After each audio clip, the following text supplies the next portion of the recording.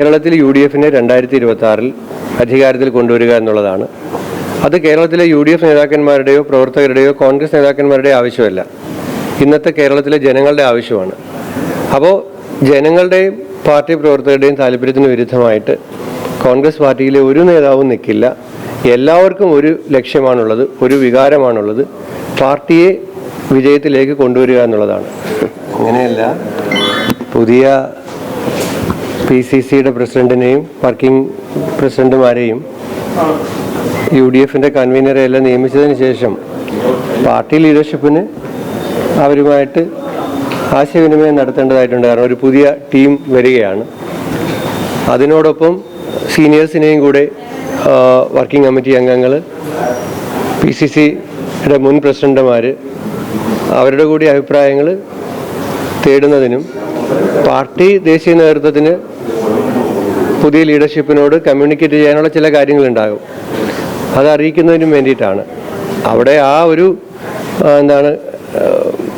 ഇനി മുന്നോട്ടുള്ള പ്രയാണത്തിൽ എന്തെല്ലാമാണ് ചെയ്യേണ്ടതെന്നുള്ളത് സംബന്ധിച്ചിട്ടുള്ള നിർദ്ദേശങ്ങൾ ലഭിക്കുന്നതിനകത്തുള്ള കാര്യമാണ് ഇപ്പോൾ ഈ പറഞ്ഞടക്കമുള്ളത്. അത് ആ മീറ്റിംഗ് കഴിഞ്ഞ ശേഷം മാത്രമേ നമുക്ക് പറയാൻ കഴിയുള്ളൂ.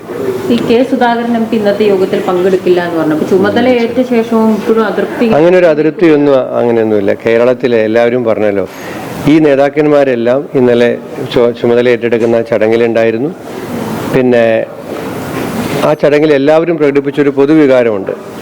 കേരളത്തിൽ UDF-നെ 2026 അധികാരത്തിൽ കൊണ്ടുവരിക എന്നുള്ളതാണ്. അത് കേരളത്തിലെ UDF നേതാക്കന്മാരുടെയോ പ്രവർത്തകരുടെയോ കോൺഗ്രസ് നേതാക്കന്മാരുടെയോ ആവശ്യമല്ല, ഇന്നത്തെ കേരളത്തിലെ ജനങ്ങളുടെ ആവശ്യമാണ്. അപ്പോൾ ജനങ്ങളുടെയും പാർട്ടി പ്രവർത്തകരുടെയും താല്പര്യത്തിന് വിരുദ്ധമായിട്ട് കോൺഗ്രസ് പാർട്ടിയിലെ ഒരു നേതാവും നിൽക്കില്ല.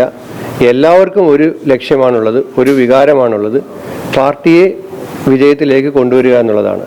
അപ്പോൾ അതുകൊണ്ട് ഒരു തരത്തിലുള്ള അഭിപ്രായ വ്യത്യാസമില്ലാതെ എല്ലാവരും ഒറ്റക്കെട്ടായി ഒരുമിച്ച് വരും ദിവസങ്ങളിൽ മുന്നോട്ട് പോകും. ഞാൻ ഇന്നൊരു മീറ്റിങ്ങിന് ഞങ്ങളെല്ലാം വിളിച്ചിരിക്കുകയാണ്. എന്തിനാണ് വിളിച്ചിരിക്കുന്നതെന്ന് പോലും ആ മീറ്റിംഗ് കഴിയുമ്പോഴേ മനസ്സിലാവത്തുള്ളൂ. അപ്പൊ പറയാം, നമ്മളുണ്ടല്ലോ ഇവിടെ.